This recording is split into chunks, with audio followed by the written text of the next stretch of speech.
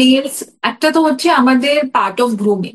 Nail, skin, hair, এইসব আমাদের personality একটা পার্ট। সো যদি আমাদের স্কিন, হেয়ার, নেল ভালো থাকে, ইউ ফিল মোর কনফিডেন্ট, আপনাদের একটু ভিতর থেকে কনফিডেন্ট ফিল হয়, রাইট? যদি আপনি কার সঙ্গে মিটিং করছেন, হ্যান্ডশেক করছেন, নেলটা যদি ভেঙে থাকে, ইনফেক্টেড থাকে, দেন আপনাদের কনফিডেন্সও একটু লো থাকে। সো ফার্স্ট তো হচ্ছে ওটা। সেকেন্ড হচ্ছে আমাদের নেল আমাদের মিরর আছে ইন্টারনাল হেলথে, যেমন স্কিনও আমাদের মিরর আছে ইন্টারনাল হেলথে। অনেক স্কিনের প্রবলেম বা অনেক ইন্টারনাল প্রবলেম, যেমন আয়রন ডেফিসিয়েন্সি এনিমিয়া, ওটাতে সাইন্স আমাদের নেলেও দেখা যায়।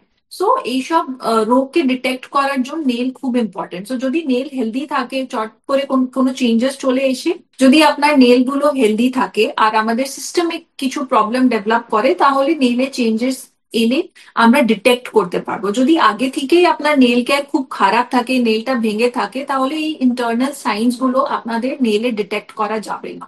সো আই থিঙ্ক এই দুটো মেন কারণে আমাদের নেল কেয়ার খুবই খুবই ইম্পর্টেন্ট।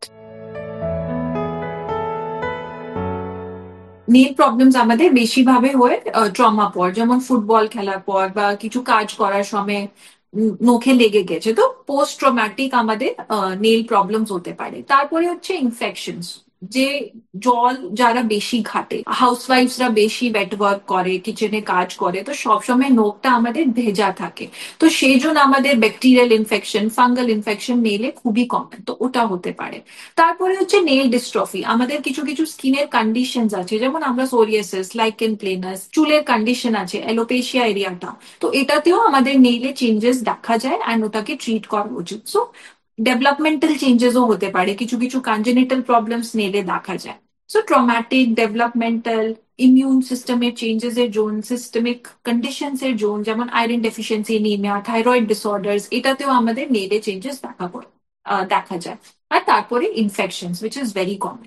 তো যেইটা কজ আছে, আগে তো আমরা কজটাকে আইডেন্টিফাই করি, কোন কারণে নেলটা খারাপ হচ্ছে। যদি পেশেন্ট ট্রমা হিস্ট্রি দিচ্ছে, তাহলে ওই হিসাবে আমাদেরকে ট্রিটমেন্ট করতে হয়। যদি অটোইমিউন কিছু কন্ডিশন আছে, স্কিনের কোনো কন্ডিশন আছে, সোরিয়াসিস, লাইকেন প্লেনাস, তাহলে স্টিরয়েড অয়েন্টমেন্টস, ইনজেকশনস দেওয়া হয়। তারপরে ফাঙ্গাল ইনফেকশন হলে অ্যান্টি ফাঙ্গাল ওষুধ দেওয়া হয়। যদি নোকটা উঠে গেছে, ইনগ্রোন নেল একটা খুবই কমন কন্ডিশন, নোকটা আমাদের স্কিনের ভিতরে ঢুকে যায়, তো ওটা যদি করতে হয়, আমাদেরকে নেলটাই তুলে দিতে হবে, আর তারপরে যে নতুন নেলটা গজায় সেটা নর্মাল গজায়। তো এইসব কন্ডিশন হয় যেহেতু নেলটাকে খুব বেশি ভাবে এফেক্ট করে, আর ট্রিটমেন্টটা কারণের উপরে ডিপেন্ড করে।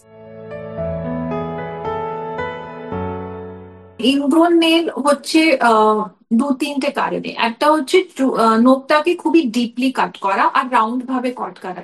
কর্নার্সটা আপনি যদি রাউন্ড করবেন কাট করার সময়, আর খুব ডিপ নেলটা কাট করবেন, তাহলে আপনাদের নেলটা স্কিনের ভিতরে ঢোকার চান্স থাকবে। সেকেন্ড হচ্ছে ট্রমার পর যদি চোট লেগে যায়, তাহলেও নেলটা অনেক সময় ইনগ্রোন নেলটা আমরা পাই। সো মেন কারণ হচ্ছে ট্রমা, আর একটা হচ্ছে খুব ডিপ কাট করাটা, রাউন্ড কাট করাটা। এইসব মেন কারণ হচ্ছে। কিছু কিছু পেশেন্টদের জেনেটিক টেন্ডেন্সিও থাকে ইনগ্রোন নেলে, তো এই 3-4 রিজনস ইনগ্রোন নেলটা বেশি দেখা যায়। নেল কেয়ার খুব কমপ্লিকেট করা উচিত নয়। আপনি যেভাবে আপনার স্কিন কেয়ার করছেন সেভাবেই করতে হবে। আহ স্নানের পর নখটাকে ভালোভাবে ড্রাই করে নিতে হবে। খুব বেশি ওয়েট ওয়ার্ক করবেন না। যদি আপনার নখটা সবসময় ভিজা থাকবে, আপনার নেলটা খারাপ হবে, আপনার ফাঙ্গাল ইনফেকশন, ব্যাকটেরিয়াল ইনফেকশন খুব বেশি ভাবে হওয়ার চান্স থাকার উচিত। ময়শ্চারাইজার যেভাবে স্কিনে লাগাচ্ছেন, জাস্ট একটু মেক শিওর দ্যাট আপনি ওটা নেল উপরে এক্সটেন্ড করে, এই যে কিউটিকলস গুলো থাকে সেটা উপরে লাগান।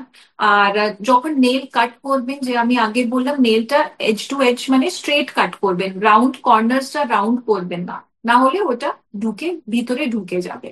তারপরেও যদি আপনার কোনো নখের সমস্যা থাকে, ব্রিটেল নেলস থাকে, তাহলে ডার্মাটোলজিস্টকে দেখাবেন। আর নিউট্রিশনটাও খুব ইম্পর্টেন্ট। ঠিক করে খাওয়া দাওয়া করলেও নিউট্রিশনাল পার্টটাও টেক কেয়ার করলে আমাদের নখটা সুস্থ থাকে।